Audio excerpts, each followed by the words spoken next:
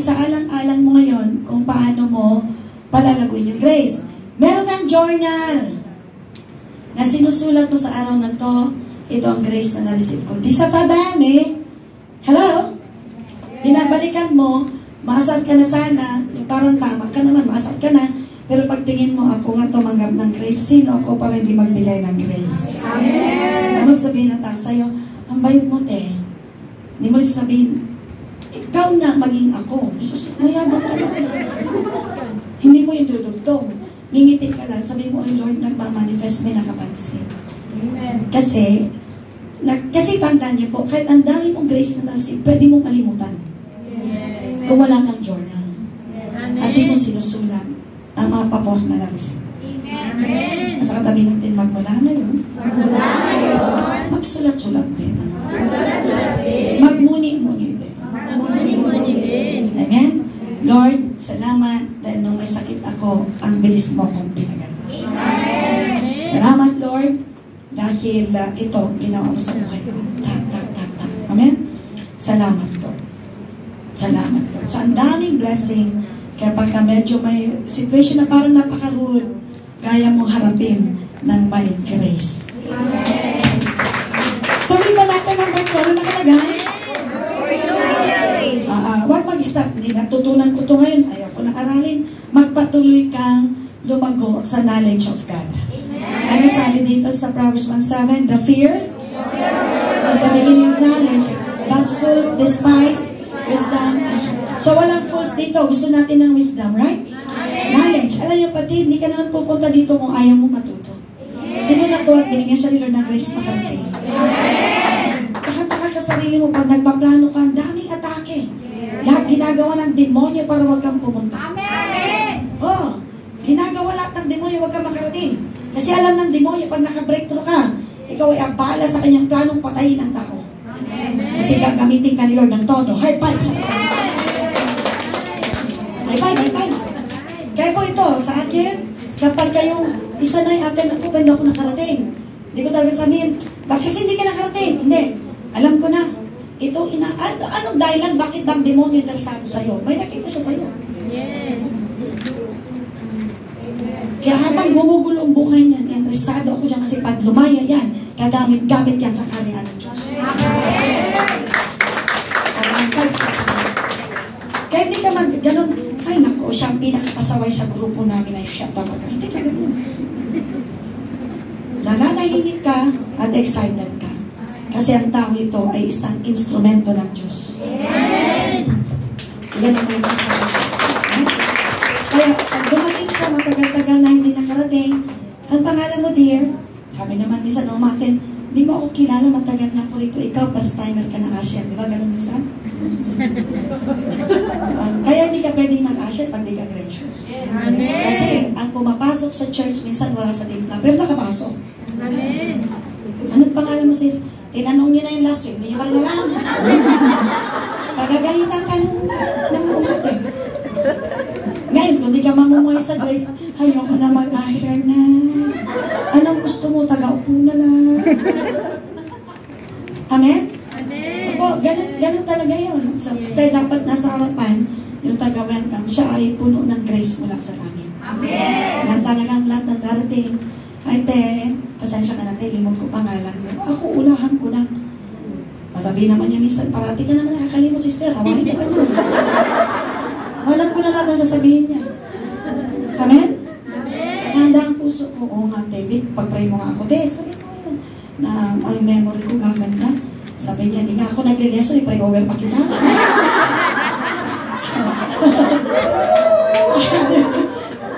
At pag mo sasabihin, mag-lesson ka natin, tingnan mo, hindi mo ako mag-pray over, hindi mo hawain. Tama? Tingnan mo, sa amin ni tatay, ganito kami. Siyempre, para-para kaming tao, nagsaserve kami kay Lord. Alam ko, ang demonic activity, grabe, para kami pagkaguluhin. Oo, mga patid, kami sasabihin niya, kumakain kami. Sabi niya, Joe, naalala ko, ba't hindi mo ito nagawa, ha? Gagalitan niya ako habang kumakain. Kasabihin ko, ay, tama ka na, nalimutan ko, sorry ha, kakain pa rin ako. Katakanta siya sa akin, napagalitan ako, kumakain pa rin. Pero pag pinapagalit kumakain, wala mo ibang oras, kumakain ng tao, nawalan ako ng gana. Ba? Sa tulong ni Lord, hindi nakita ni tatay sa akin. Kaya years, 37 years siyang asawa. Sabi ko, Lord, ayoko matampuhin ako. Gusto ko mabait ako. Kamukha kita dapat, Lord. Amen! Amen, amen? Sino dito ang gusto kamukha niya si Lord? Amen! O, bumapal na din ako, pero magsusorry ako, Lord, sorry. Tapos, nagkamali ako. Nagkamali talaga ako. Napagalitan ako, no, halimbawa. Tapos, mali ka talaga. O, Dad, mali talaga. Kaya mali ka, pag kiurek pa naman ako ng tatay, uulit-ulitin pa niya. At hindi ako nagagalit kasi kailangan mag-inculcate sa heart ko para wag ko talagang ulitin. Amen. Kaya yung makulit na amo, pasalamat ka kasi gusto ibaon sa puso mo para wag mo nang ulitin. Amen. Pero pag dinagin ako sa guys, ay paulit-ulit siya ng plaka, patugtugin mo na lang itong i-record ko.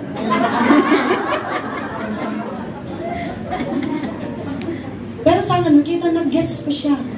Kasi pala mga kapatid, the fear of the Lord is the beginning of knowledge. Amen. But fools despise wisdom and instruction. Kaya ngayon, sa grasya ni Lord, dahil dinisar ko ang spiritual growth, hindi problema ni Bishop iwan-iwanan niya ang pinakamalaking simbahan ng Empower Church. Amen. Hindi niya pinaproblema to kasi yung kanyang kasama ay natuto na gustong lumago. Amen. Pag sinita niya ako, hindi, mag-isa ka dyan, bahala ka sa buhay mo, hindi ko ginawa sa kanila. Hindi ako nag-walk out na, ayoko na, walang ganun.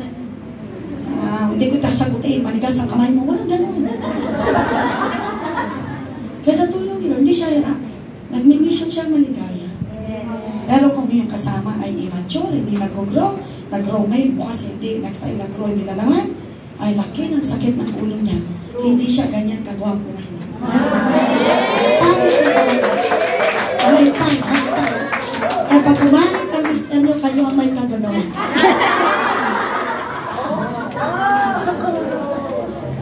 Nang solusyon sa misis. Parang nagagalit na yung iba sa akin ako.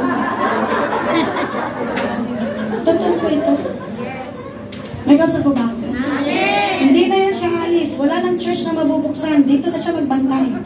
Kasi yung kating niya hindi lumalago kay Lord. Lumago sa tampo, lumago sa asar, lumago sa mga kabaltikan. Hindi na siya alis. So wala na tayong mangyayari sa buhay na dito na lang siya palagi. Amen? Amen. Baka nagsabi niya sa akin, lumayas ka na rito, ako nang palalayasin niya.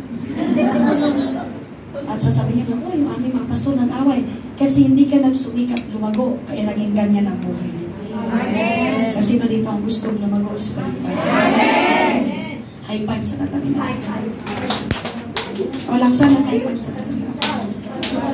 Amen, amen? Amen, amen? Sabi niya, oh, hindi kayo kumontak mga dalawang babae sa buhay ko. Sabi sa tatay, ay, sorry dad, kasi busy ako. Yan ang sagot ko. Hindi mo ba alam na daming gawain sa Hong Kong? Hindi kami nasagot. Pwede kang sumagot na maayos. Pwede? Ba't parang walang sumasagot dito lang? Parang wala na sila. O kayo, nandito pa kayo? Kaya, ang effect mga kapatid, ang isang tao may kagulo pag may gentle ka na answer, ang matigas ng puso kayang baguhin. Amen! Now, hindi nagtapos sa pag-unawa ng grace at sa paglago sa knowledge. Kasi marami din tayong kilala na maraming alam sa Bible. Pero dahil hindi ina-apply ang Word of God, kasi may pangatlo, application in daily life. Kasi pwedeng ang dami mo nang alam, memorize mo na may certificate ka na, pero palaaway ka pa rin. Nang bablock ka pa rin sa Facebook. Pag may sagutan, ako kay ganito sa mga political leaders, nakikipag-away ka sa Facebook. Mukhang hindi po na-apply.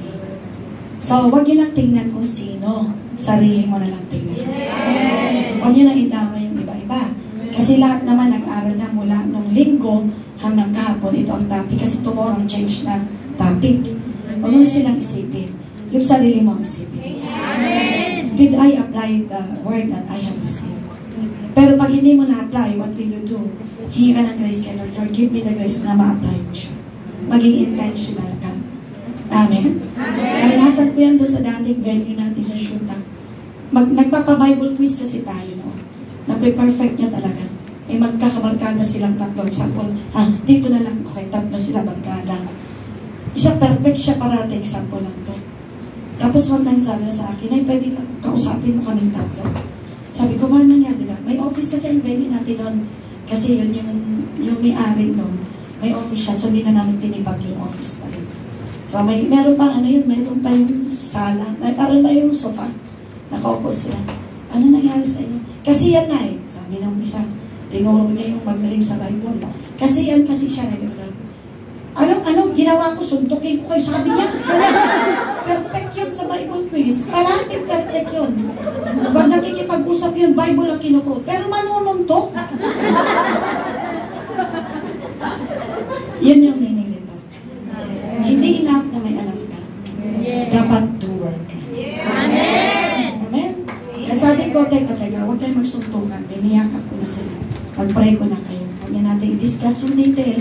Kasi pareho naman kayo, gusto nyo kayo lahat manalo. Walang matatalo. So, kailangan dyan humility. So, pinag-pray over sa okay. Mamait naman sila. Pero pagkasunod nun, nag-away ulit sila. Kaya sa away nila, hindi na matiis na magkita-kita sila, naglayasan sila. Yung isa punta sa Canada, yung isa pumunta sa Canada, meron kasi Toronto, Vancouver, puntahan sila, layasan sila, at yung isa naman umuwi Philippines. Amen? Kaya nung nagkita kami one time, kumusta na kayo? Bati na kayo? Hindi pa rin kami bati na Hindi ko na sinabi, hindi ka pa rin nagkipagbati. So, in-encourage ko na siya, basta mag-attend ka ng church na. Hindi ko na kailang sabihin. Kasi pag di ka doer ng Word of God, pag hindi mo talaga nagpatuloy kayo, wala. Pag ganahan ka, i-apply ko. Na wala ka sa team na, ayaw kong i-apply.